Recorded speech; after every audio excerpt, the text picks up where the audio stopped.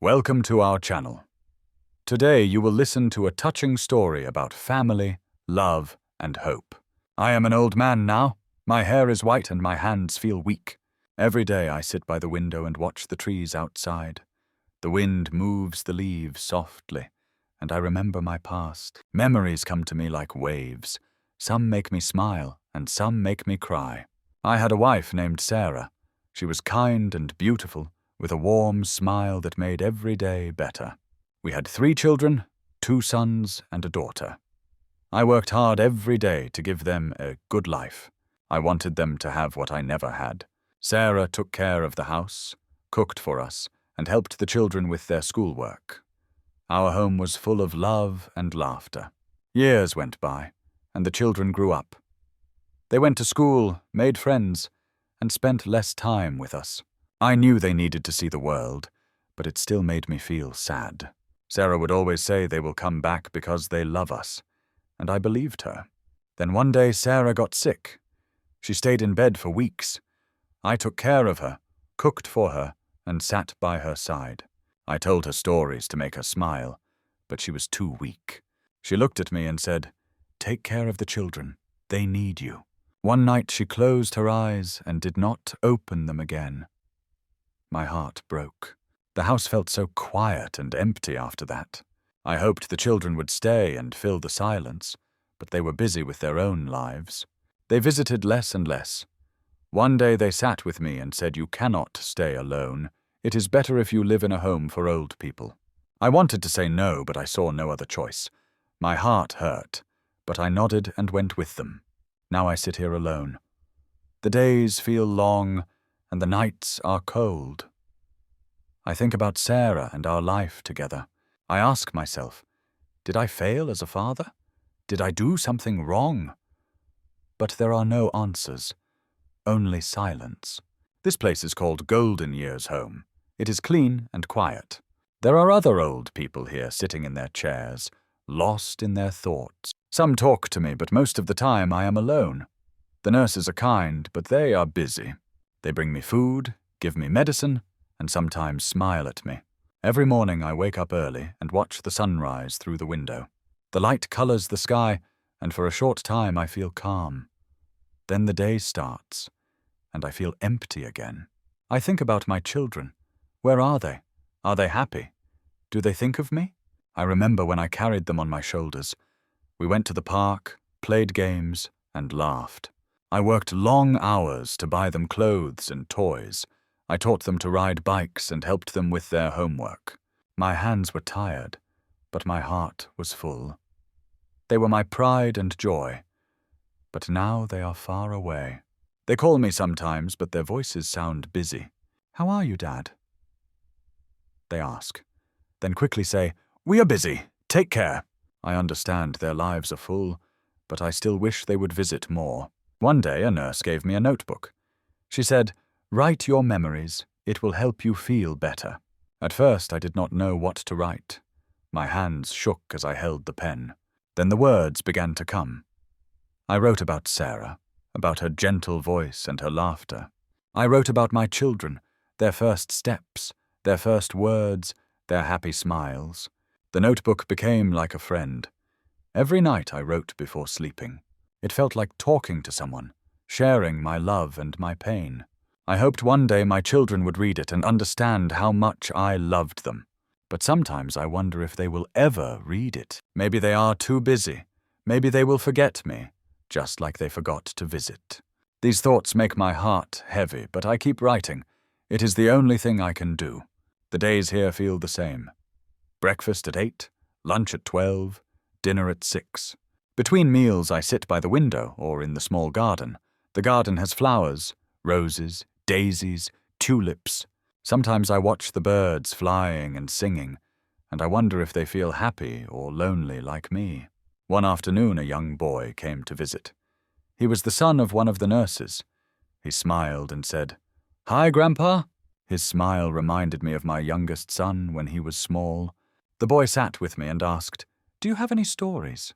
I nodded and began telling him about my childhood.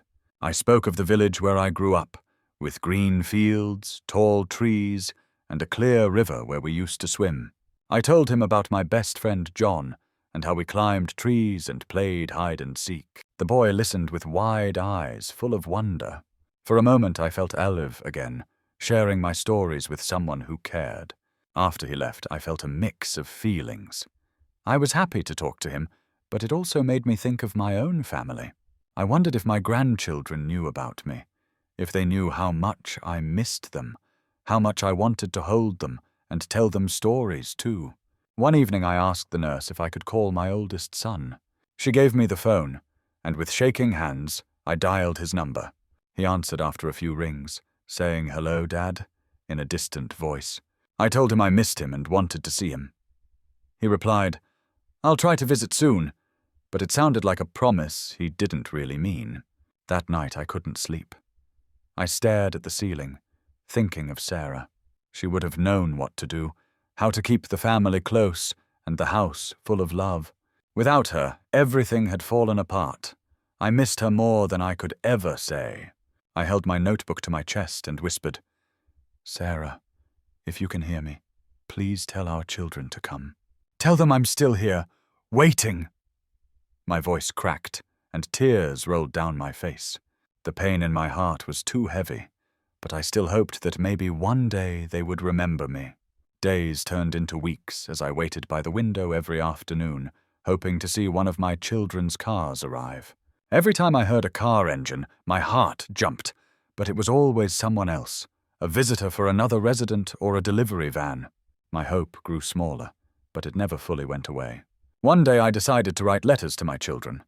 I found an old notebook and a pen in my bedside drawer. My hands shook as I began. The first letter was for my oldest son. I wrote about my life here, the quiet days, and the memories that kept me company. I reminded him of holding his hand when he was small, teaching him to walk and ride a bike. The second letter was for my daughter. I wrote about her smile, the way she used to sing while helping her mother in the kitchen. I told her how proud I was when she graduated from college, and I wrote, "You are my sunshine," like I used to call her when she was a child. The last letter was for my youngest son. I reminded him of our fishing trips and how he laughed when he caught his first fish. I told him how I missed his jokes and the laughter that used to fill the house. When I finished writing, I carefully folded the letters and put them in envelopes. I asked the nurse to mail them for me, and she kindly said, "Of course, Mr. Carter. I'll send them today." For the first time in weeks, I felt a spark of hope. The next morning I went to the garden. The air was fresh and the flowers moved gently in the breeze. I sat on a bench and closed my eyes, imagining my children reading the letters, maybe feeling touched by my words, deciding to come and visit. But days passed with no reply, no calls, no letters, no visits. My heart ached, but I told myself to be patient. They are busy, I thought. Maybe the letters will remind them. I held on to this hope like a rope, trying not to lose it. That evening, while I was sitting by the window, the young boy who had visited before came back. He brought me a small drawing of me sitting under a tree with a big smile.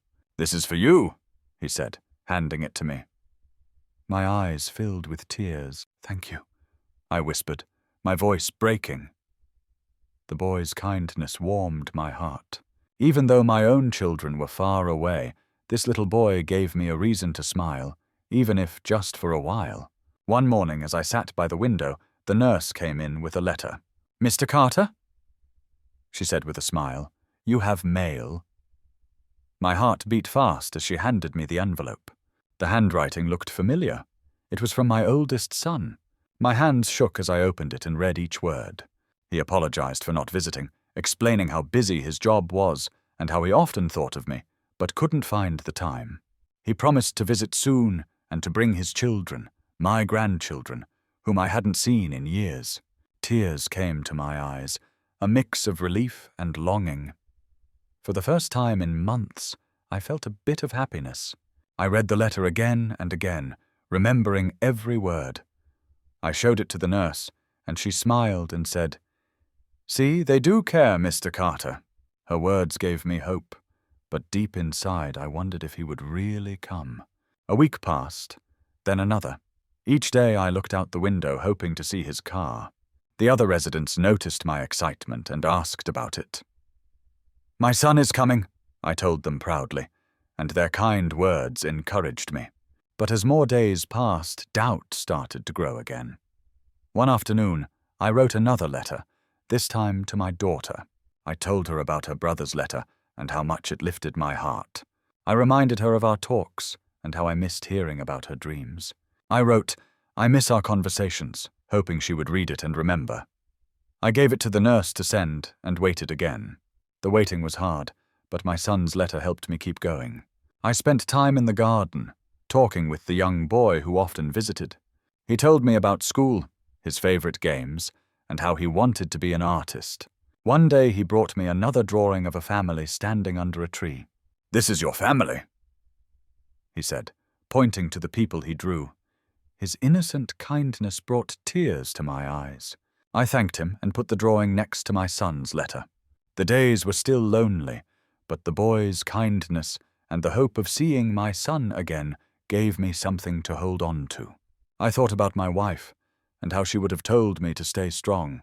"They will come," I whispered to myself every night before falling asleep. As I lay there staring at the ceiling, I thought about my life, my family, and all the love I had given them.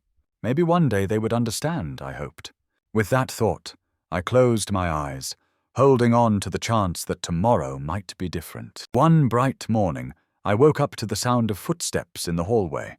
It did not sound like the nurses or staff. My heart started to beat faster. I sat up in bed and listened closely. Could it be him? Could it be my son? The door opened slowly, and there he was, my oldest son, standing tall but looking unsure. Behind him were two small children holding his hands. My eyes filled with tears, and for a moment I could not speak. He came closer, his face showing both guilt and warmth. "Dad," he said softly, "I'm here." I opened my arms, and he leaned down to hug me. It was the first time in years I had felt his hug. His children, my grandchildren, smiled shyly at me. "These are Emma and Liam," he said, introducing them. "They were excited to meet you." I looked at them and smiled. "Hello, Emma." "Hello, Liam," I said. They giggled and gave me drawings they had made.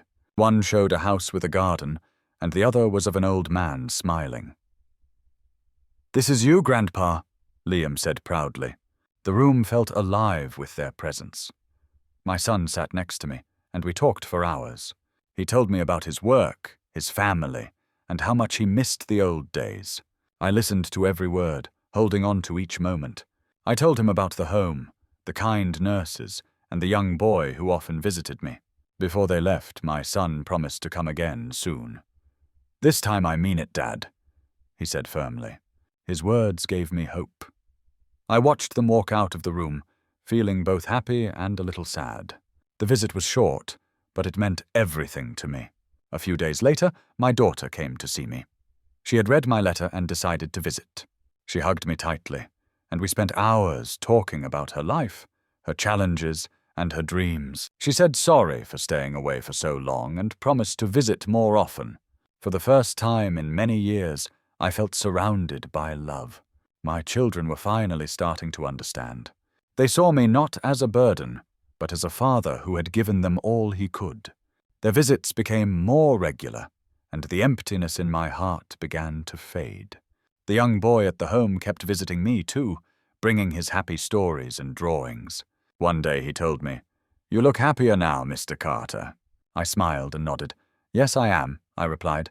As the days turned into months, I realized that life was not only about giving, but about sharing moments with the people you love. My heart, once full of loneliness, was now filled with gratitude. I still missed my wife deeply, but I knew she would be proud. Her love had taught me to keep going, even in hard times. Now, as I sat in the garden with my children and grandchildren by my side, I felt peace in my heart. If you enjoyed this story, please give this video a like, share it with others, and don't forget to subscribe for more heartwarming stories. Thanks for watching.